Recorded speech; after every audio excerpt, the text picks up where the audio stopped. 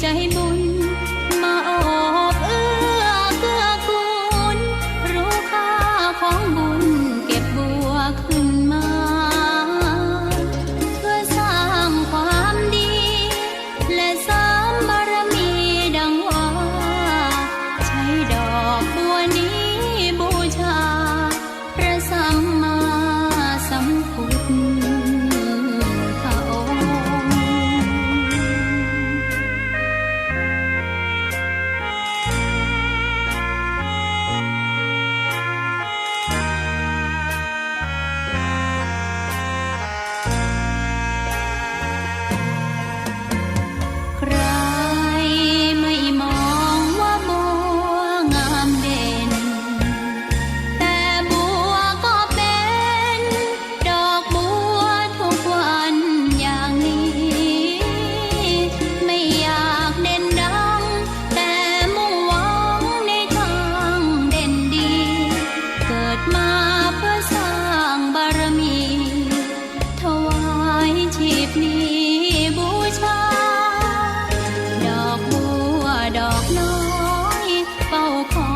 คนที่ใจบุญมาโอบเอื้อเกื้อกูลรู้ค่าของบุญเก็บบัวขึ้นมา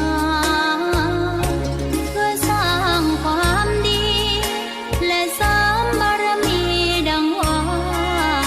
ใช้ดอกบัวนี้บูชาพระสัมมาสัมพุทธ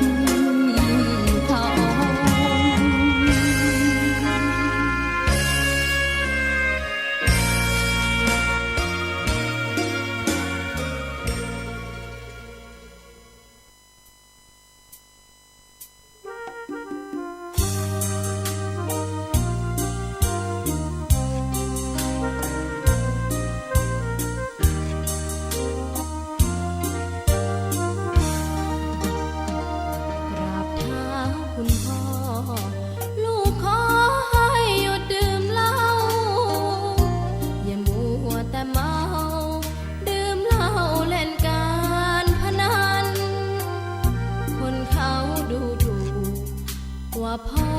ขี้เกียจทำงานชาวบ้านรังเกียจเดียดฉัน